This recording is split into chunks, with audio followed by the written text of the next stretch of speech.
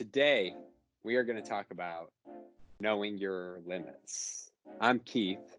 And I'm Rodney, and this is the Daily Chronicle, where we do just that. We take a daily chronicle of our journey, and the start of it was we wanted to do it for our girls so that they have something to look back on and something for us to look back on. And then we decided to make it public and share it with the world so that we could build a little community around it and learn more from other people who are ahead of where we are, or in the same place where we are, or have just different ideas. And that's it. So we're gonna talk about that's where we are. We got it. So what's your thought on this topic, Yeah, Keith? so specifically knowing your limits when it comes to engaging with others. Yeah, We I have have a this thought.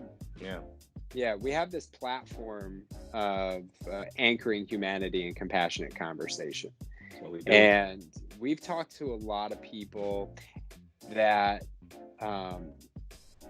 have said certain things like, I won't talk to a person who says or does this, or I won't talk to a person. So their limit is less tolerant than my limit. And some people are out there like converting Grand Dragons of the KKK or trying to convert neo-Nazis. Like, that's a limit that I personally don't know if I'm at.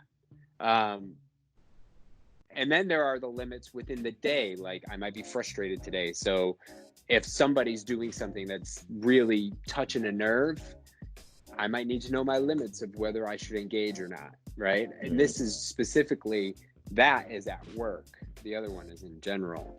And I just think it's really important to understand those limits and accept them so you can push yourself further. I got to tell you, like, my limits before you and I started the podcast were probably a lot less than they are now. Like, whereas now it's like, yes, I want to learn about these things that I don't generally understand because I just want to understand it more. Not to change someone's mind or do something, but I also am starting to realize my limits when it comes to engaging with someone who's just not listening to you.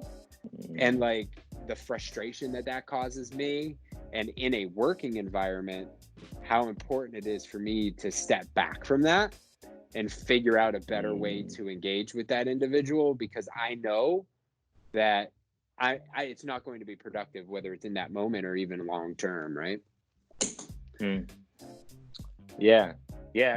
mean, understanding your own limits in this is huge. Like, I'm much more of a connector than you naturally. However, I do have a limit, and once I pass it without doing like an energetic limit, like how much I can actually interact with people before I start to like shut down and I need to go recharge somehow, some way.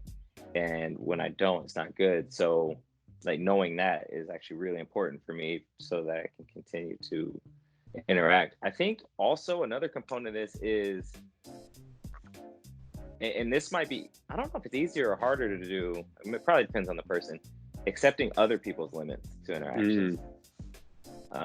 Like you started off with, some people their mission is talking to Grand Dragons and like converting KKK members to not being KKK members. Some people's limit is, they can't even talk to a racist. Like, that's okay. Like, everybody's limit is their limit. Like, they're what they can handle and what they can do is based on them, not what you think it should be. So I think those are my thoughts.